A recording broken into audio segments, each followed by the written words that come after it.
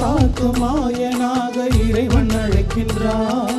பாவம் நீக்கி பாசம் காட்ட தேவன் அழைக்கின்றார். பாவை காட்டும் மாயனாக இறைவன் அழைக்கின்றார். பாவம் நீக்கி பாசம் காட்ட தேவன் அழைக்கின்றார். அன்பின் ஆட்சியே அவரின் மாட்சியே, அன்பின் ஆட்சியே அவரின் மாட்சியே, படைத்த தேவன் புகழ் பரப்ப பணிந்து வாருங்கள். அழைக்கும் இறைவன் குரலை கேட்டு எழுந்து வாருங்கள். அனைத்தும் அவரில் சங்கமமாக விரைந்து வாருங்கள். அழைக்கும் இறைவன் குரலை கேட்டு எழுந்து வாருங்கள். அனைத்தும் அவரில் சங்கமமாக விரைந்து வாருங்கள்.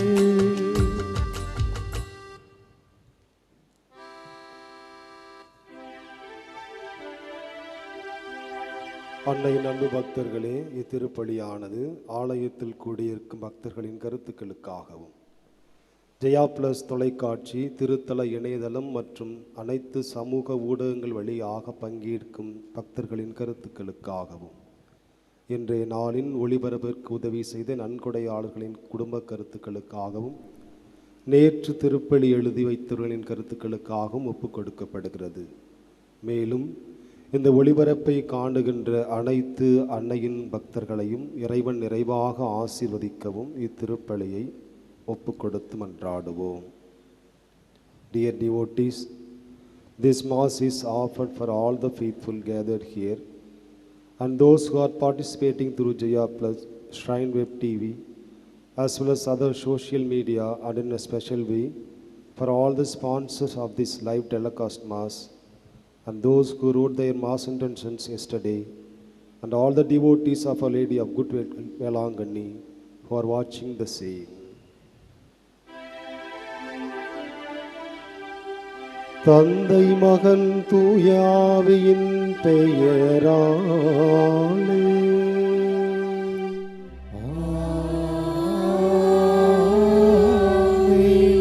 நம் ஆண்டவராகிய இயேசு கிறிஸ்துவின் அருளும் கடவுளின் அன்பும் தூய ஆவியின் நட்புறவும் உங்கள் அனைவரோடும் இருப்பதாக.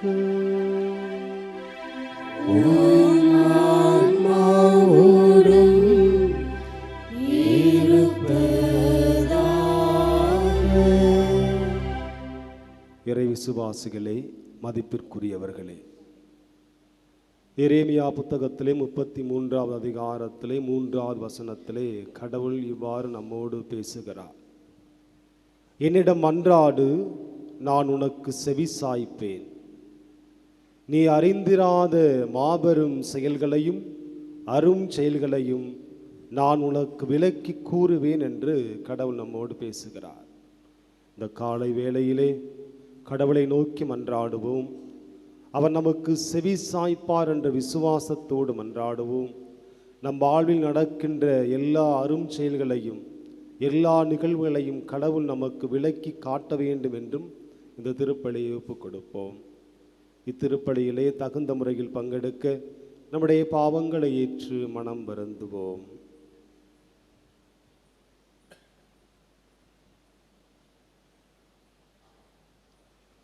எல்லாம் வல்ல இறைவனிடமும் சகோதர சகோதரிகளே, உங்களிடமும் நான் பாவியனை ஏற்றுக்கொள்கின்றேன். ஏனெனில் என் சிந்தனையாலும் சொல்லாலும் செயலாலும் கடமையில் தவறியதாலும் பாவங்கள் பல செய்தேன். என் பாவமே, என் பாவமே, என் பெரும் பாவமே.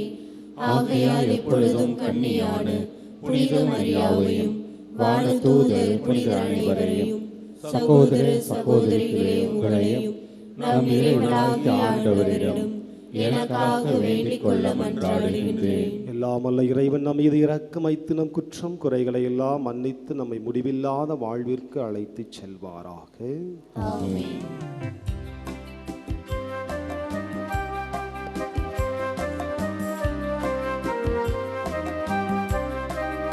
ஆண்டவரே இரக்கமாயிரும். ஆண்டவரே இரக்கமாயிரும்.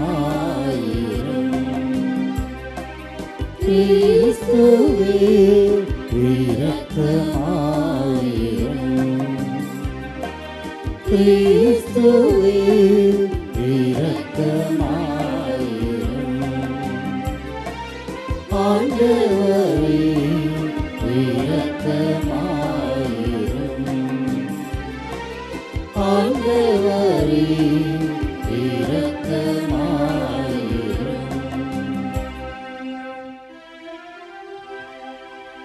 மன்றாடுவோமாக. கருணை கடலாகிய இறைவா, உம்மையும் பிறரையும் அன்பு செய்வதில் திருச்சட்டத்தின் எல்லா கட்டளைகளையும் அடங்கியிருக்க செய்தீரே. உமது கட்டளைகளை கடைபிடிக்கும் நாங்கள் முடிவில்லாத வாழ்வுக்கு வந்து சேரும் தகுதி வர எங்களுக்கு அருள் தாரும்.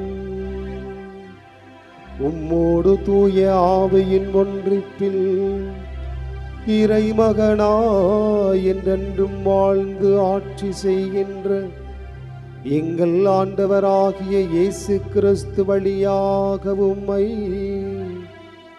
மன்றாடுகின்றோம்.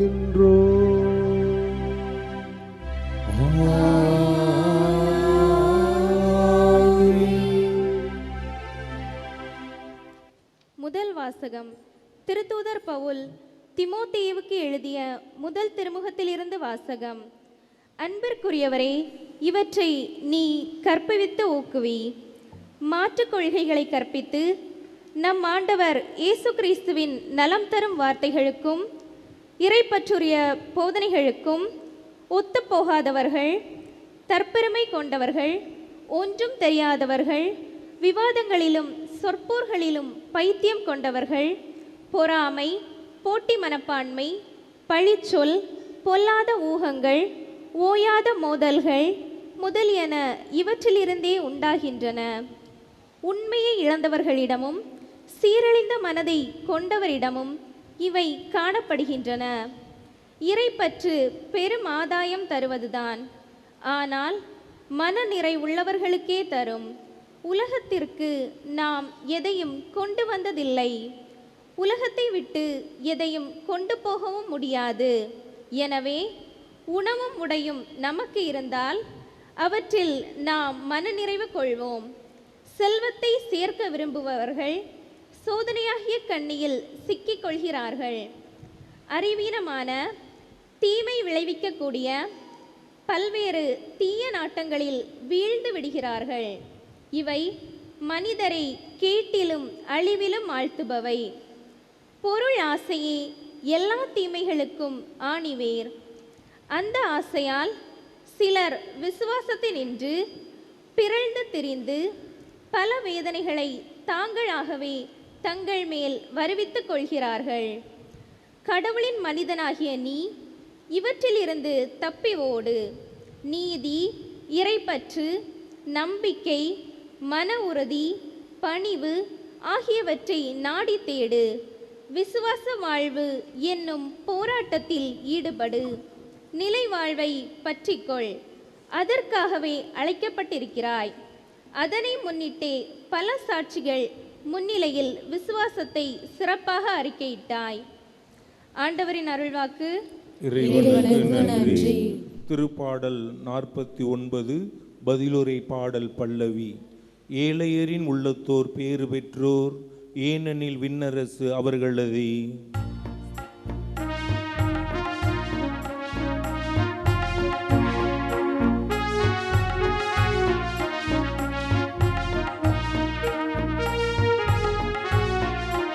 ஏழையரின் உள்ளத்தோர் பேறு பெற்றோர், ஏனெனில் விண்ணரசு அவர்களதே. ஏழையரின் உள்ளத்தோர் பேறு பெற்றோர், ஏனெனில் விண்ணரசு அவர்களதே.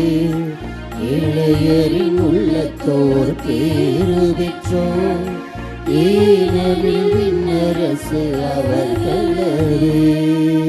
துன்ப காலத்தில் நான் அஞ்சுவானே, என்னை வளைத்து கொண்டு கொடுமைப்படுத்தும் வஞ்சகருக்கு நான் அஞ்சுவானே.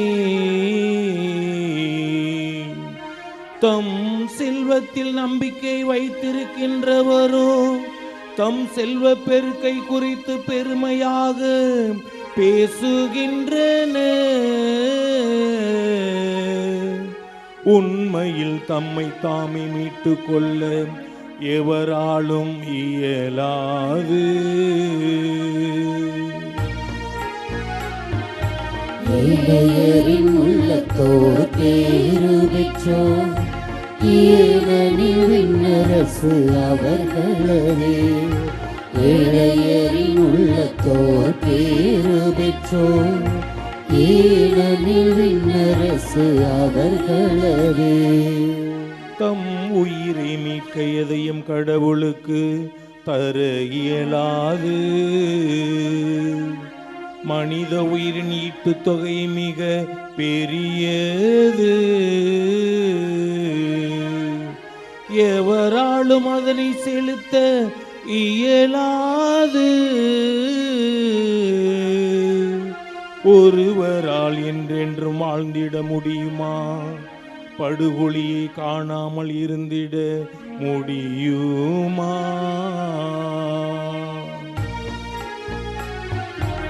ஏழையரின் உள்ளத்தோர் பேறு பெற்றோர், ஏனெனில் விண்ணரசு அவர்களே. ஏழையரின் உள்ளத்தோர் பேறு பெற்றோர், ஏனெனில் விண்ணரசு அவர்களே.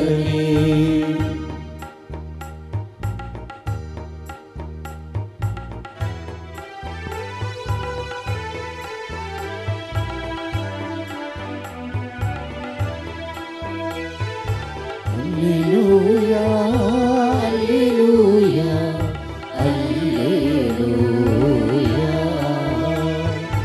alleluia, alleluia, alleluia.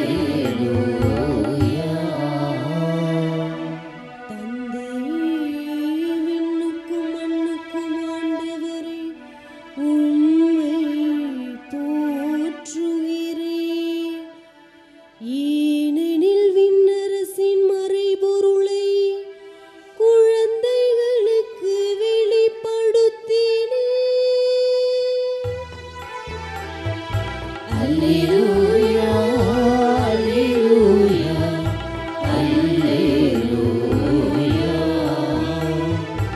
alleluia, alleluia, alleluia.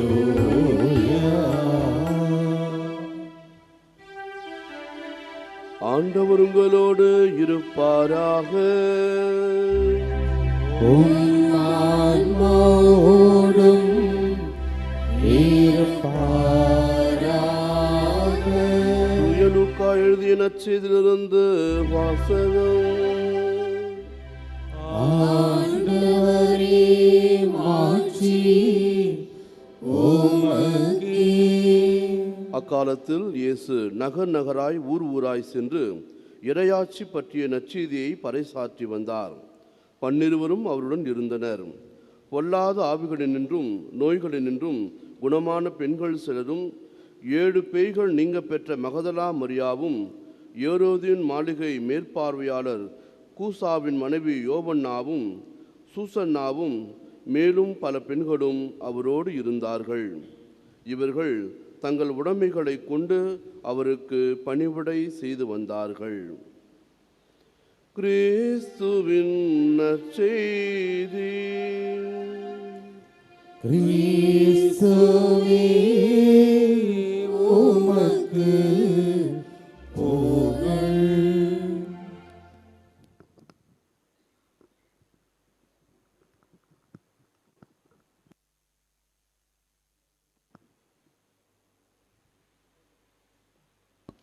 கடவுளின் மனிதனாகிய நீ பொருள் ஆசையிலிருந்து தப்பித்து ஓடு. நீதி, இறைப்பற்று, நம்பிக்கை, மன உறுதி, பணிவு ஆகியவற்றை நாடித் தேடு. விசுவாச வாழ்வு என்னும் போராட்டத்தில் ஈடுபடு என்று இன்றைய முதல் வாசகத்திலே புனித சின்னப்ப தீமோத்தேயுவுக்கு எழுதிய முதல் கடிதத்திலே 6வது அதிகாரத்திலே 11வது வசனத்திலே நாம் வாசிக்க கேட்டோம். இறை விசுவாசிகளே, மதிப்பிற்குரியவர்களே, நாம் வாழ்வதற்கு கண்டிப்பாக பணம் தேவை, பொருள் தேவை, பதவி தேவை. இவையெல்லாம் இல்லாமல் நம்மால் வாழ முடியாது, நம்முடைய தேவைகளை பூர்த்தி செய்து கொள்ள முடியாது. ஆனால் பொருளாசையும் பண ஆசையும் பதவி ஆசையும் அதிகமாக வந்து நம்முடைய விசுவாசத்தை அழித்துவிடக்கூடாது என்றுதான் இன்றைய முதல் வாசகத்திலே புனித சின்னப்ப நமக்கு அறிவுரை வழங்குகிறார். சில நேரத்தில் நம்ம என்ன பண்ணுறோம், இந்த வேலை அந்த வேலையை பார்க்கணும், இந்த பணம் சம்பாதிக்கணும், அந்த பணம் சம்பாதிக்கணும்னு இப்படி ஓடிட்டே இருக்கும். ஓடி தான் ஆகணும், வேறு வழி இல்லை. குடும்பத்தை பார்த்து தான் ஆகணும், பிள்ளைங்களை நல்ல நிலைமைக்கு கொண்டு வந்து தான் ஆகணும். அப்படிப்பட்ட நேரங்களில் நம்முடைய விசுவாசத்தை தளர்த்தி கொள்ளக்கூடாது, விசுவாசத்திலிருந்து மாறிடக்கூடாது. நம்ம எல்லோருக்கும் தெரிந்த 2 நிகழ்வுகளை விவிலியத்திலிருந்து நான் உங்களோடு பகிர்ந்து கொள்ள ஆசைப்படுகிறேன். தானியேல் புத்தகத்தை நாம் வாசித்தோம் என்றால், இயேசு கிறிஸ்து பிறப்பதற்கு ஏறத்தாழ 598 ஆண்டுகளுக்கு முன்னதாக பாபிலோனிய அரசன் நெபுக்கத்நேசர் இஸ்ரேல் மீது படையெடுத்து வந்து முற்றுகையிட்டு அங்கிருந்த மக்களை எல்லாம் பாபிலோன் தேசத்திற்கு அடிமையாக அழைத்து செல்லுகிறார். அப்படி அழைத்து சென்ற அந்த மக்களிலே உயர்குலத்தை சார்ந்த, கல்வியிலும் அறிவிலும் உணர்விலும் சிறந்து விளங்குகின்ற அழகுமிக்க இளைஞர்களை அவன் தேர்ந்து கொண்டான். அழகுமிக்க கல்வி, அறிவு, பண்பு எல்லாவற்றிலும் உயர்ந்த இளைஞர்களை அவர் தேர்ந்தெடுத்தார். அப்படி தேர்ந்தெடுத்து 3 ஆண்டுகள் அவர்களுக்கு பயிற்சி அளிக்கிறான். எல்லா மொழிகளையும் கற்றுக்கொள்ளக்கூடிய பயிற்சியை கொடுக்கிறான். அரசன் தான் உண்ணுகின்ற உணவிலும் தான் பருகின்ற திராட்சை ரசத்திலும் அவர்களுக்கு தினமும் ஒரு பங்கை கொடுக்க கட்டளையிட்டான் என்று தானியேல் புத்தகத்திலே முதல் அதிகாரத்திலே 4-5 வசனங்களில் வாசிக்கிறோம். அப்படிப்பட்ட ஒரு பெரிய நல்ல வாழ்க்கை. அந்த வாழ்க்கை இஸ்ரேல் இனத்தை சார்ந்த சாத்ராக்கு, மேசாக்கு, ஆபத்நேகா, அவங்க 3 பேருக்கும் கிடைக்குது. அவங்க இஸ்ரேல் மக்கள். இவர்கள் 3வரும் கல்வியிலும் அறிவிலும் ஞானத்திலும் உயர்ந்தவர்களாய் அழகுமிக்க இளைஞர்களாக இருந்தார்கள். இவருடைய அறிவுத்திறமையை பார்த்து பாபிலோனிய நாட்டின் பகுதிகளுக்கெல்லாம் இவர்களை பொறுப்பாளராக நெபுக்கத்நேசர் நியமித்தான் என்று தானியேல் புத்தகத்திலே 2வது அதிகாரத்திலே 49வது வசனத்திலே நாம் வாசிக்கிறோம். அவன் ஒரு சிலை செய்கிறான். அந்த அரசன் ஒரு பெரிய ஒரு சிலை ஒன்றை செய்து அந்த சிலையை அனைவரும் வணங்க வேண்டும் என்று எல்லோருக்கும் ஆணையிட்டு சொல்லுகிறார். அப்படி ஆணையிட்ட அந்த அரசனின் கட்டளையை யாராவது மீறினால் அவர்களை எரிகின்ற தீச்சூளையில் தூக்கி எறிய வேண்டும் என்று ஒரு கட்டளையும் பிறப்பிக்கிறார். இந்த சாத்ராக்கு, மேசாக்கு, ஆபத்நேகோ இவர்கள் 3வரும் அதை வணங்க மறுக்கிறார்கள். அவர்களுக்கு பொருள் ஆசையும் பதவி ஆசையும் பண ஆசையும் இருந்திருந்தால் அவங்களும் வணங்கிட்டு அந்த பதவியை, அந்த சுகத்தை நல்லா அனுபவிச்சிருக்கலாம். ஆனால் அவங்க அப்படி செய்யலை. விசுவாச வாழ்வு என் போராட்டத்தில் ஈடுபட்டார்கள். எனக்கு பணமும் பதவியும் பொருளும் முக்கியம்தான், ஆனால் இது எல்லாத்தையும் விட நான் வணங்குகின்ற கடவுள் எனக்கு முக்கியம், நான் பெற்றுக்கொண்டிருக்கிற விசுவாசம் எனக்கு முக்கியம் என்று சொல்லி அந்த சிலையை வணங்க மறுக்கிறார்கள். தானியேல் புத்தகத்திலே 3வது அதிகாரத்திலே 17-18 அந்த வசனங்களை நாம் வாசிக்கிறோம். அவர்கள் அரசனை பார்த்து பேசுகிறார்கள். எது நிகழ்ந்தாலும், அரசே நீ எங்களை பெரிய பதவி கொடுத்துருக்கிற, நல்லா சாப்பாடு கொடுத்துருக்க, நல்ல பொருளை கொடுத்துருக்க, பொண்ணு கொடுத்துருக்க, ஆனாலும் இந்த சிலையை நாங்கள் வணங்க மாட்டோம். எது நிகழ்ந்தாலும் நாங்கள் வணங்குகின்ற எங்கள் கடவுள் எரிகின்ற தீச்சூளை நின்று எங்களை மீட்க வல்லவர். அவரே எங்களை உமது கையினின்றும் விடுவிப்பார். நாங்கள் வணங்கலாம் முடியாது. எங்களுக்கு விசுவாசம் முக்கியம். விசுவாச வாழ்வு என்னும் போராட்டத்தில் ஈடுபட்டார்கள். அரசனுக்கு ரொம்ப கோபம் வருது. திரும்ப அவங்க பேசுறாங்க, ஒருவேளை கடவுள் எங்களை காக்க மனமில்லாமல் போனாலும் நாங்கள் இப்பொற்சிலையை வழிபட மாட்டோம் என்று அவர்கள் அந்த எரிகின்ற தீச்சுளையிலே தூக்கி வீசப்படுவதற்கு முன்னதாக பேசுகிறார்கள். எரிகின்ற தீச்சுளையிலே தூக்கி வீசப்படுகிறார்கள்.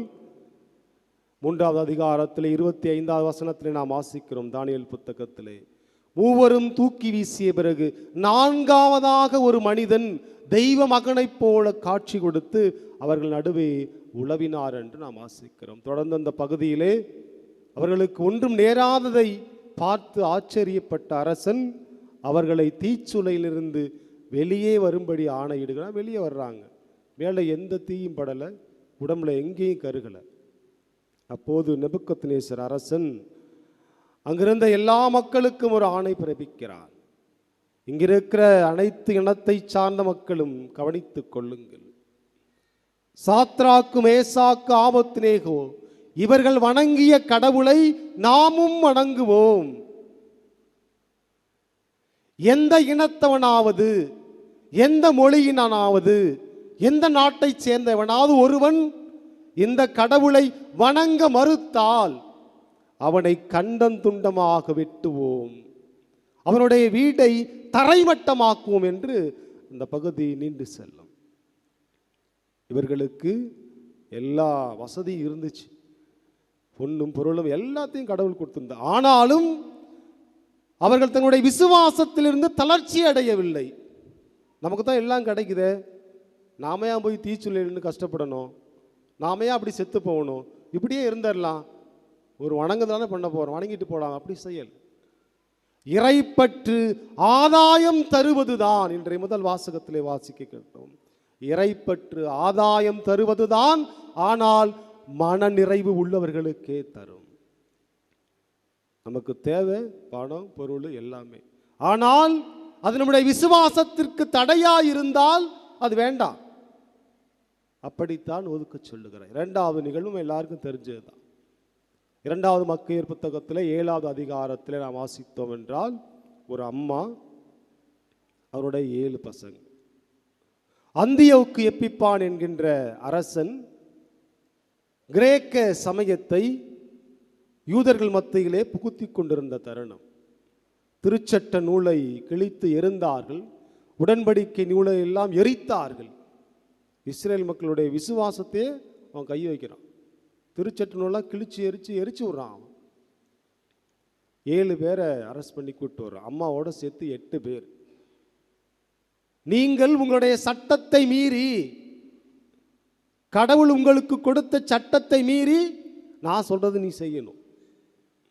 அவங்க செய்ய முடியாதுன்னு சொல்றாங்க.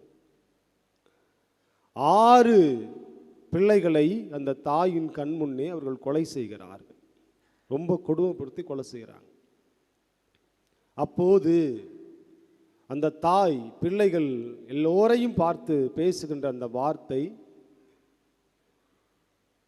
2வது மக்கள் புத்தகத்தில் 7வது அதிகாரத்தில் 27 அந்த வசனம் அப்படியே நீண்டு செல்லும். எல்லா குழந்தைகளையும் பார்த்து அவர் பேசுகிறார். பிள்ளைகளே, நீங்கள் என் வயிற்றில் எப்படி உருவானீர்கள் என்பதை நான் அறியேன். உங்களுக்கு உயிரையும் மூச்சையும் கொடுத்தது நான் அல்ல. உங்கள் உள் உறுப்புகளை எல்லாம் ஒன்று சேர்த்ததும் நான் அல்ல. விண்ணையும் மண்ணையும் உண்டாக்கி ஆண்டவரே மனித இனத்தை தோன்றச் செய்தார். அவரே தமது இரக்கத்தால் மீண்டும் உங்களுக்கு உயிரையும் மூச்சையும் கொடுப்பார். செத்து போங்கடா, நீ சாவுங்க. ஏதாவது ஒரு அம்மா வந்து பிள்ளைய பார்த்து சாவ சொல்லுமா? அந்த அம்மா சொன்னிச்சு. விசுவாச வாழ்வு என்னும் போராட்டத்தில் அது ஈடுபட்டுச்சு. எனக்கு திருச்சட்டம் முக்கியம், எனக்கு என் ஆண்டவர் முக்கியம், நான் பெற்றுக்கொண்ட விசுவாசம் முக்கியம் என்று சொல்லி அந்த பிள்ளைகளுக்கு ஆணுக்குரிய துணிவோடு அவர் அறிவுரை வழங்கியதாக வரலாறு நமக்கு சொல்லுகிறது. 6 பசங்களும் செத்து போயிறாங்க. 7வது ஒரு வேறு பையன் கடைக்குட்டி இருக்கிறான். அந்த பையன்ட்ட அந்த அரசன் கூப்பிட்றாங்க, வா, நான் உன்னை நண்பனாக மாற்றிக்கொள்கிறேன், உயர்ந்த பதவியை தருகிறேன், எல்லாரையும் விட உயர்ந்தவனா நான் உன்னை மாத்திக்கிறேன்,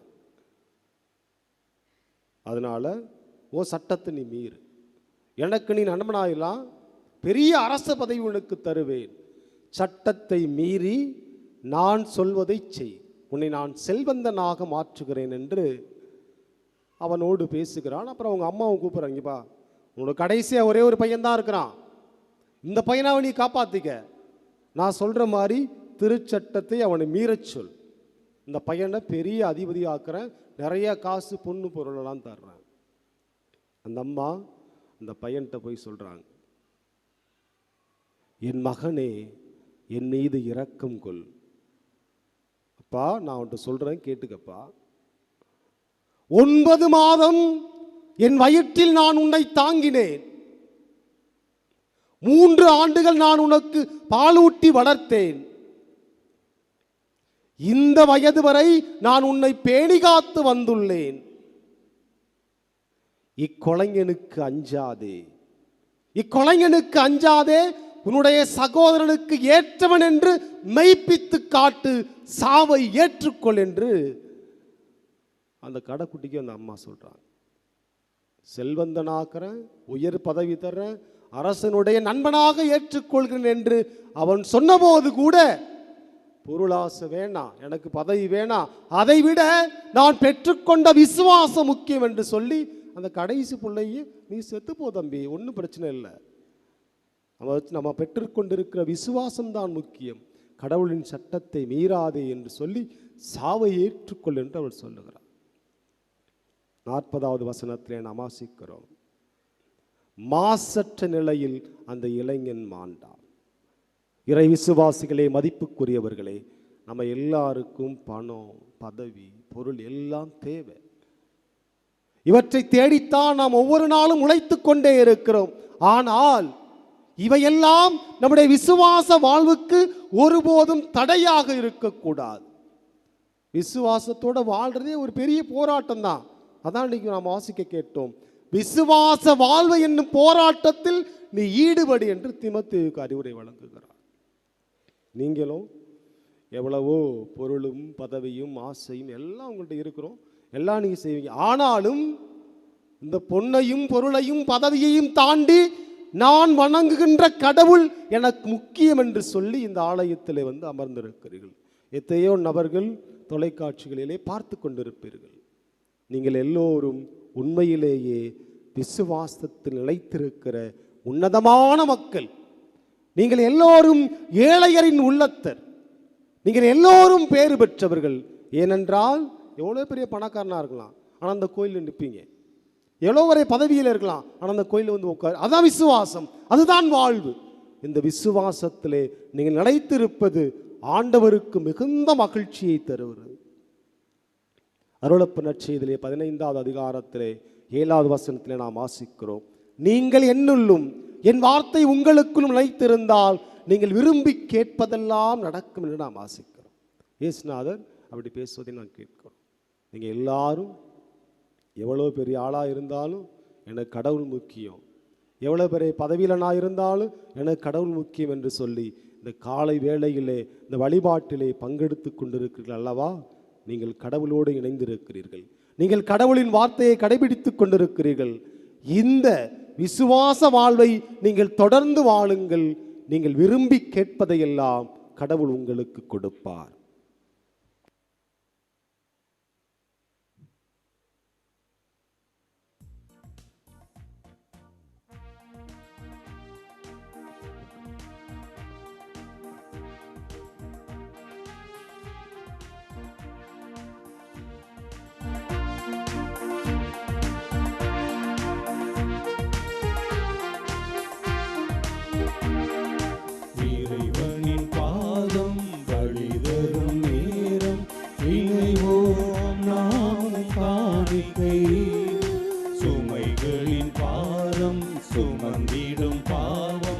களைந்திட விளைவோம் காணிக்கை. இறைவனின் பாதம் அடிதரும் நேரம் இணைவோம் நாமும் காணிக்கை. சுமைகளின் பாரம் சுமந்திடும் பாவம் களைந்திட விளைவோம் காணிக்கை. காணிக்கை இதய காணிக்கை, காணிக்கை எளிய காணிக்கை, காணிக்கை இதய காணிக்கை, காணிக்கை எளிய காணிக்கை. அன்பிக்க சகோதர சகோதரிகளே, நாம் அனைவரும் சேர்ந்து ஒப்புக் கொடுக்கும் இத்திருப்பலி எல்லாமல்ல இறைவனுக்கு ஏற்றதாகும்படி செபியுங்கள். ஆண்டவர் தமது பெயரின் புகழ்ச்சிக்காகவும் மாட்சிக்காகவும் நமது நன்மைக்காகவும் புனித திரு அவை அனைத்து நலனுக்காகவும் உமது கையிலிருந்து இப்படியை ஏற்றுக்கொள்வாராக. இறைவா, உமக்களின் காணிக்கைகளை கனிவுடன் ஏற்றருள உம்மை வேண்டுகின்றோம். அதனால் நம்பிக்கையோடும் பக்தியோடும் அவர்கள் எவற்றை அறிக்கையிடுகின்றார்களோ அவற்றை விண்ணக அருளடையாளங்களால் பெற்றுக் கொள்வார்களாக. எங்கள் ஆண்டவராகிய இயேசு கிறிஸ்து வழியாக உம்மை மன்றாடுகின்றோம்.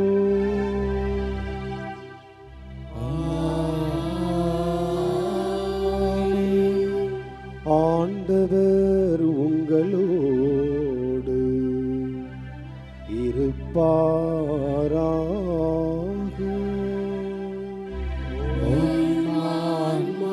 ஆன்மாவோடும் இருப்பாராக. இதயங்களை மேலே எழுப்புங்கள்.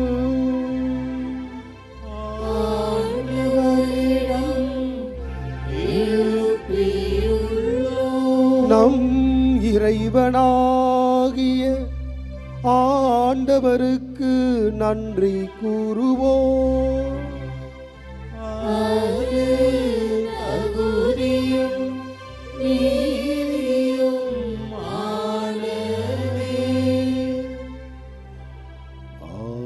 ஆண்டவரே, தூயவரான தந்தையே, என்றும் வாழும் எல்லாமல்ல இறைவா, எங்கள் ஆண்டவராகிய இயேசு கிறிஸ்து வழியாக எந்நாளும் எவ்விடத்திலும் நாங்கள் உமக்கு நன்றி செலுத்துவது மெய்யாகவே தகுதியும் நீதியுமாகும். எங்கள் கடமையும் மீட்புக்குரிய செயலுமாகும்.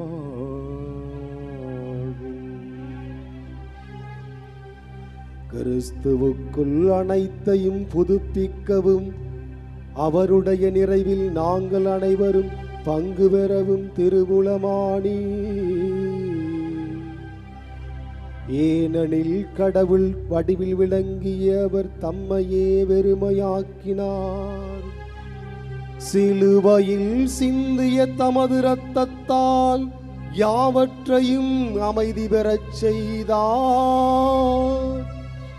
எனவே அவர் அனைத்திற்கும் மேலாக உயர்த்தப்பட்டு தமக்கு கீழ்ப்படிவோர் அனைவருக்கும் நிலையான மீட்பின் காரணமானார்.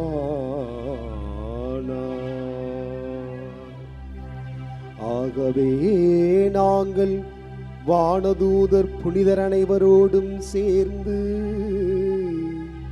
உமது பெருமையை பறைசாற்றி அக்களிப்புடன் பாடுவதாவது: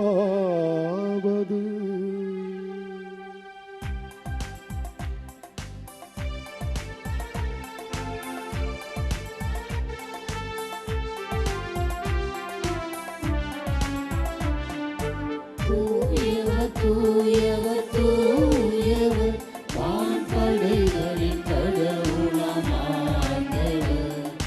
விண்ணகமும் மண்ணகமும் உமது மாட்சியால் நிறைந்துள்ளன. உன்னதங்களிலே ஓசன்னா, உன்னதங்களிலே ஓசன்னா. ஆண்டவர் பெயரால் வருகிறவர் ஆசீர் பெற்றவர். உன்னதங்களிலே ஓசன்னா, உன்னதங்களிலே ஓசன்னா.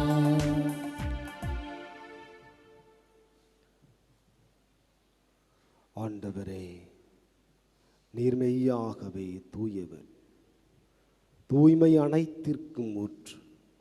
ஆகவே உம்முடைய ஆவியை பொழிந்து இக்காணிக்கைகளை தூய்மைப்படுத்த உம்மை வேண்டுகிறோம்.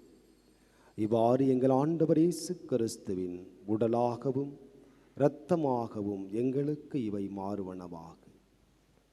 அவர் பாடுபட உளம் கனிந்து தம்மை கையளித்த போது அப்பத்தை எடுத்து நன்றி செலுத்தி அதை பிட்டு தம் சீடர்களுக்கு அளித்து கூறியதாவது: அனைவரும் இதிலிருந்து பெற்று உண்ணுங்கள், ஏனெனில் இது உங்களுக்காக கையளிக்கப்படும் என் உடல்.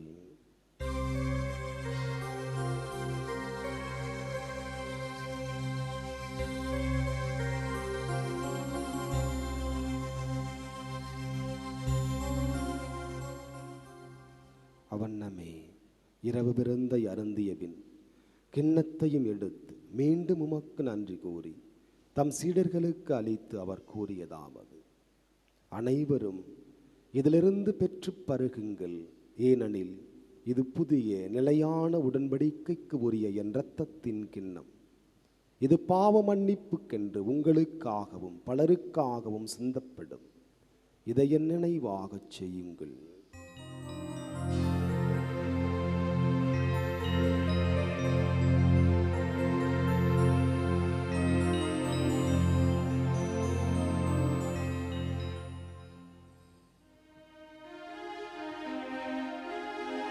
இது விசுவாசத்தின் மறைபொருள்.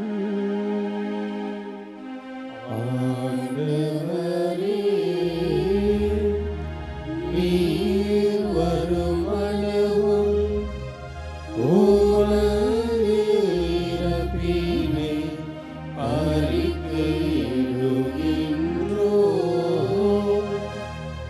உமது உயிர்ப்பினையும் எடுத்துரைக்கின்றோம். ஆகவே ஆண்டவரே, நாங்கள் கிறிஸ்துவின் இறப்பினையும் உயிர்ப்பினையும் நினைவு கூர்ந்து வாழ்வதரும் அப்பத்தையும் மீட்பளிக்கும் கிண்ணத்தையும் உமக்கு ஒப்புக் கொடுக்கின்றோம். உம் திருமணன்று உமக்கு ஊழியம் புரிய தகுந்தவர்கள் என எங்களை ஏற்றுக்கொண்டீர். எனவே உமக்கு நன்றி செலுத்துகிறோம். மேலும் கிறிஸ்துவின் உடலிலும் இரத்தத்திலும் பங்கு கொள்ளும் எங்களை தூய ஆவியார் ஒன்று சேர்க்க வேண்டும் என உம்மை தாழ்மையுடன் மன்றாடுகின்றோம்.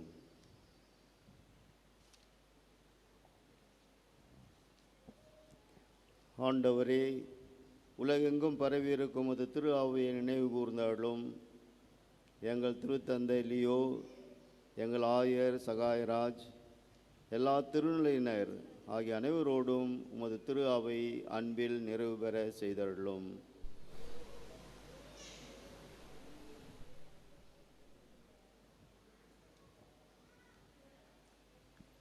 மேலும் உயிர் திருடும் எதிர்நோக்குடன் துயில் கொள்ளும் எங்கள் சகோதரர் சகோதரிகளையும் இறந்தோர் அனைவரின் இரக்கத்துடன் நினைவு கூர்ந்து உமது திருமுக ஒளிநூலில் ஏற்றுள்ளும். எங்கள் அனைவர் மீதும் இரக்கமாயிரும். கடவுளின் கன்னித்தாயான புனித மரியா, அவருடைய கணவரான புனித யோசேப்பு, புனித திருத்தூதர்கள், இவ்வுலகிலும் உகந்தவராய் இருந்தோர் ஆகிய புனிதர் அனைவருடனும் நாங்கள் நிலை வாழ்வில் பங்கு கொள்ளும் தகுதி பெற்று உம் திருமகன் இயேசு கிறிஸ்து வழியாக உம்மை புகழ்ந்தேத்தும் வரமருள உம்மை மன்றாடுகிறோம்.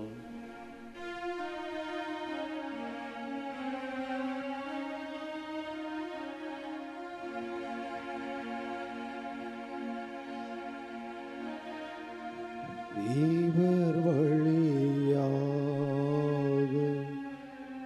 இவரோடு இவரில் எல்லாம் வல்ல இறைவனாகி தந்தையே தூய ஆவியின் ஒன்றிப்பில் எல்லா புகழும் மாட்சியும் என்றென்றும் உமக்கே உரியதே.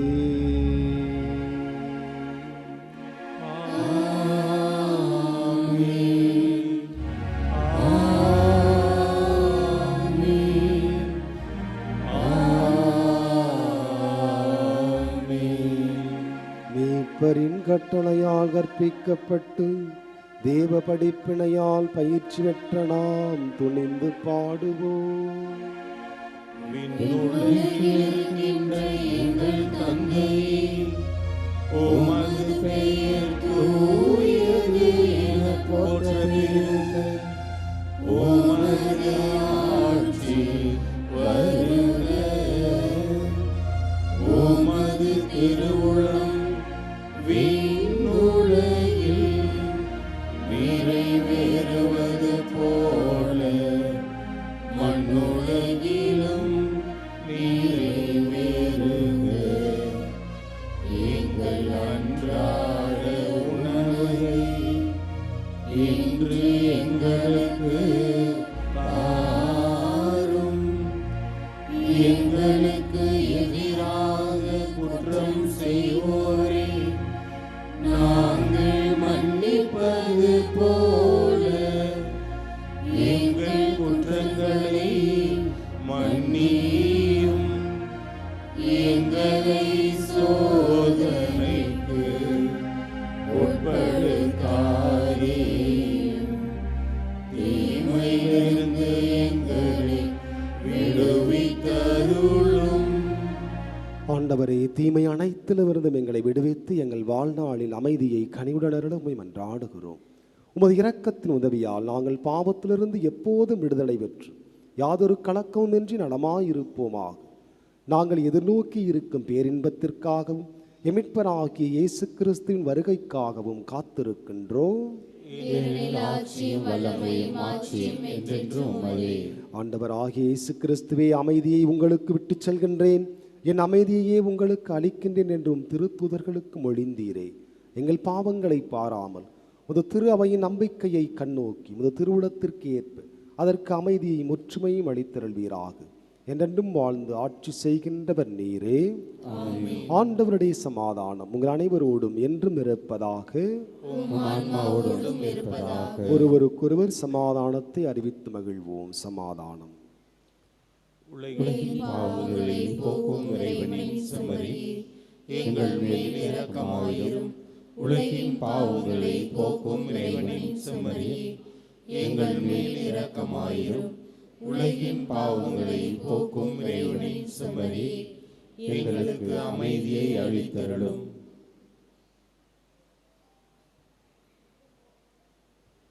இதோ இறைவனின் செம்மறி, இதோ உலகின் பாவங்களை போக்குகின்றவர். இவருடைய திருவிருந்திற்கு அழைக்கப்பட்டிருக்கிற நாம் ஒவ்வொருவருமே பேறு பெற்றோர்.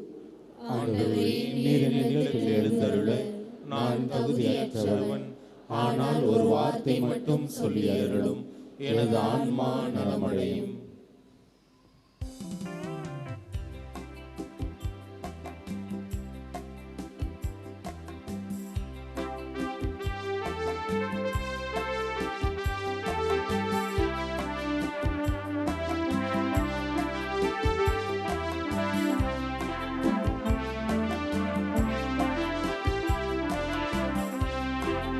நீரே உணவு, நீரே என் உறவு, நீரே என் வாழ்வு. இயேசுவே, என்றும் மாறாத மறையாத நேசமே.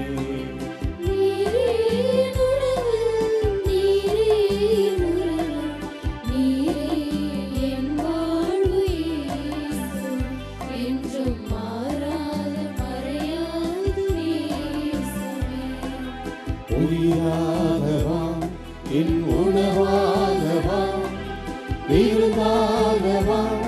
திருவிருந்தாகவா உயிராகவா என் உணவாகவா விருந்தாகவா திருவிருந்தாகவா நீரே என் உணவு நீரே என் உறவு நீரே என் வாழ்வு இயேசுவே என்றும் மாறாத மறையாத நேசமே.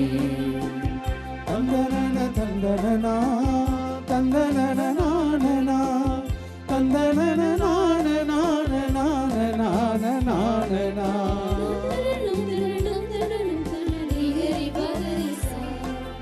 வானின்று வரும் யாவும் நலமானது எம்மை வாழ்விக்கும் மழை போல பலமானதே. வானின்று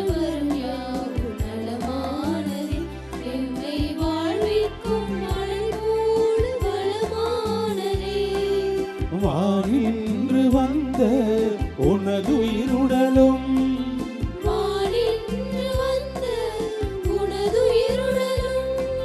நலமாகுமே எனக்கு அமுதாகுமே.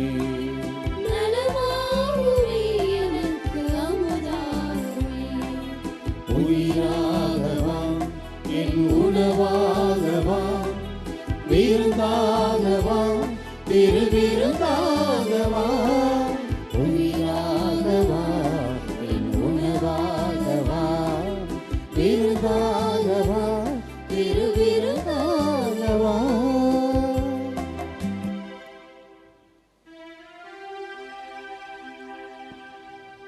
நன்றி கூறி மன்றாடுவோமாக.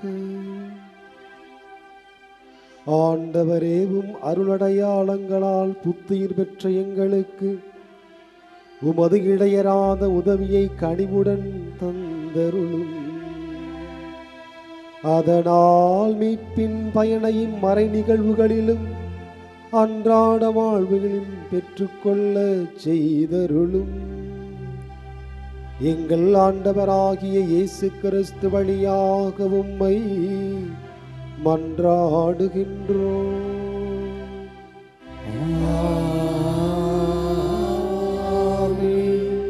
கரம் கூப்பி சிரம் தாழ்த்தி ஆரோக்கிய அன்னையின் ஆசி பெற மன்றாடுவோம். ஆற்றலும் அன்புமிக்க இயேசுவை கையிலேந்தி காலமெல்லாம் கடலோரம் காத்திருக்கும் புனித ஆரோக்கிய அன்னையே, இப்பேராலயத்தில் கூடியிருக்கும் பக்தர்களையும் இணையதளம் சமூக ஊடகங்கள் வழியாக பங்கேற்கும் அனைவரையும் ஆசீர்வதியும். இவர்களின் மனம் சோர்ந்து போகும்போது பால்கார பாலகனின் பால்குடத்தை பொங்கச் செய்தது போல இவர்களின் மனங்களையும் மகிழ்ச்சியால் பொங்க வையும். இவர்கள் தோல்வியால் துவண்டு போகும்போது நடக்க இயலாத சிறுவனை நடக்க வைத்ததைப் போல இவர்களையும் எழுந்து நடக்க வையும். இவர்கள் துன்பக் கடலில் தத்தளித்து தடுமாறும் போது போர்ச்சுகீசிய மாலுமிகளை கரை சேர்த்ததைப் போல இவர்களையும் கரை சேர்த்தருளும். வரம் பெற்று தரும் புனித ஆரோக்கிய அன்னையின் ஆசீர் என்றும் உங்களோடு தங்குவதாக. May Jesus touch you and heal you through the loving hands of his dear mother, Our Lady of Good Health, Velankanni. ஆண்டவர் உங்களோடு இருப்பாராக. எல்லாமல்ல இறைவன் தந்தை மகன் தூய ஆவி உங்களை நிறைவாக ஆசீர்வதிப்பாராக. சென்று வாழுங்கள், திருப்பலி நிறைவேறிற்று.